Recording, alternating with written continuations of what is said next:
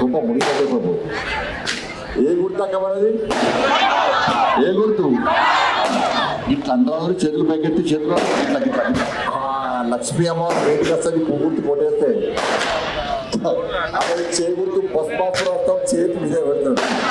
కానీ వాడు అందరూ వచ్చి మీ భార్యను లేవటంటే మా భార్య ఉద్యోగం చెప్పిన, మీ అమ్మని లేవటంటే మా అమ్మ రాజకీయ నాయకురాలు కాదని చెప్పిన, మీ అక్కని లేవటంటే మా అక్క రాజకీయాల కోసం ప్రజల కోసం కొట్లాడి అని చెప్పిన, మీ జై భారత్ మాతకి జై అని చొరవతలో కొట్లాడితే నా పక్కకు వచ్చి నిలబడి కొట్లాడండి. మా ఆనంద్ మీద కేసులో ఆనంద్ మా కోసం కొట్లాడండి. వాళ్ళ మీరు నన్ను ఎంపీ గెలిపించారు.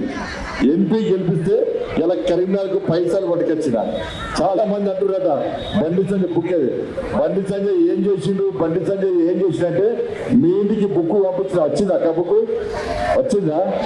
బుక్ అప్పుడు చేతిలో పట్టుకొని వచ్చింది బుక్. 700 కోట్ల రూపాయలు పట్టుకొచ్చినాయి. ఎన్ని వందలు? 100 కాదు, 200 కాదు, 300 కాదు. దానికి సాక్ష్యం ఇక్కడ మా ముండరాంక మేయర్ గా బాగా జప్తా చెప్పిన నేను కాబట్టి బాగా జప్తా బరాబర్ గల్లా ఎగిరేసుకొని బుక్స్ కొట్టించి మీకు అందిస్తుంది అక్కడే అని కదా. ఇది తప్పైతే కేసు చెప్పండి.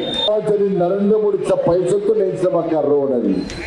ఈ కోతిరాంపూర్ వచ్చి కట్టారాంపూర్ వరకు ఆడ టెంపుల్ దాకా ఆగింది కదా, గిద్దపురం టెంపుల్ దాకా ఆగింది. అది ఇలా ఎందుకు ఆగింది? కరీంనగర్ కార్పొరేషన్ కి సంబంధించి భారతీయ జనతా పార్టీ ప్రచారాన్ని ఉధృతం చేసేసింది, హోరెత్తిపోతుంది. ప్రస్తుతం నాతో పాటు 39వ డివిజన్ అభ్యర్థి శివానందం గారు ఉన్నారు, మాట్లాడదాం. శివానందం గారు, మీ పరిధిలో ప్రజల నుంచి ఎలాంటి స్పందన వస్తుంది?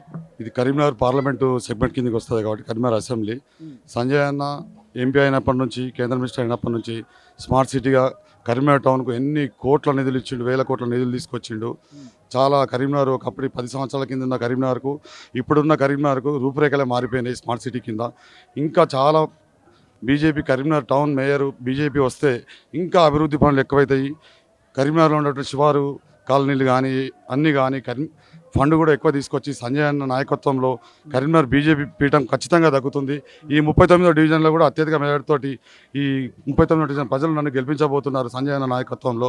అంటే ప్రజల్లో ఆ మార్పు కనిపిస్తుందా? దాన్ని చూసారా మీరు? ప్రజల్లో చాలా మార్పు కనబడుతుంది. 10 సంవత్సరాల క్రితం సంజయ్ అన్న ఎంపీ కాకముందుకు, కేంద్ర మినిస్టర్ కాకముందుకు ఎటువంటి నిధులు లేవు. 10 సంవత్సరాల నుంచి స్మార్ట్ సిటీ కింద బీజేపీ గవర్నమెంట్ నరేంద్ర మోడీ నాయకత్వంలో ఈ స్మార్ట్ సిటీ కింద ఇన్ని 100 కోట్లు రావడంతో ఈరోజు కరీంనగర్ ఎక్కడ లేనంత డెవలప్మెంట్ అయింది. ఒకప్పుడు 10 సంవత్సరాల కింద కరీంనగర్ సిటీ ఏ విధంగా వెనుకబడిపోయింది, ఈరోజు స్మార్ట్ సిటీ కింద 100 కోట్ల 1000 కోట్ల రూపాయలతోటి చాలా డెవలప్మెంట్ అయింది. అప్పుడు 10 సంవత్సరాల కింద కరీంనగర్ వేరు, ఇప్పుడు సంజయ్ అన్న నాయకత్వంలో ఈ స్పీడ్ జరుగుతుంది, నాయకత్వం వేరు. కానీ కాంగ్రెస్ పార్టీ నాయకులు చెప్తున్నారు ఇక్కడ అధికారంలో కాంగ్రెస్ పార్టీ ఉంది, ఈ కార్పొరేషన్ కనుక కాంగ్రెస్ పార్టీ అభ్యర్థిని ఇక్కడ మేయర్ పీఠం మీద కూర్చోబెడితే ఇంకా డబుల్ అభివృద్ధి అవుతుందని చెప్పి వాళ్ళు చెప్తున్నారు. ఏమంటారు? ఇప్పుడు కరీంనగర్ తెలంగాణ మొత్తం మీద ఎన్నో మున్సిపాలిటీలు ఉన్నాయి. 2.5 సంవత్సరాలు ఈ కాంగ్రెస్ గవర్నమెంట్ ఎక్కడ కూడా ఫండ్ లేదు, ఏ మున్సిపాలిటీ కూడా ఫండ్ ఇవ్వలేదు. కేంద్ర గవర్నమెంట్ వచ్చిన నిధులతోటే ఈరోజు కరీంనగర్ కార్పొరేషన్ డెవలప్మెంట్ అయింది. ఇది అందరికీ తెలుసు, కరీంనగర్ పట్టణ ప్రజలందరికీ తెలుసు. అందుకే ఈసారి మేయర్ పీఠం బీజేపీదే. సంజయ్ అన్న నాయకత్వంలో మేయర్ బీజేపీ, ఖచ్చితంగా మేయర్ బీజేపీ పీఠం దక్కుతుంది. Okay, thank you.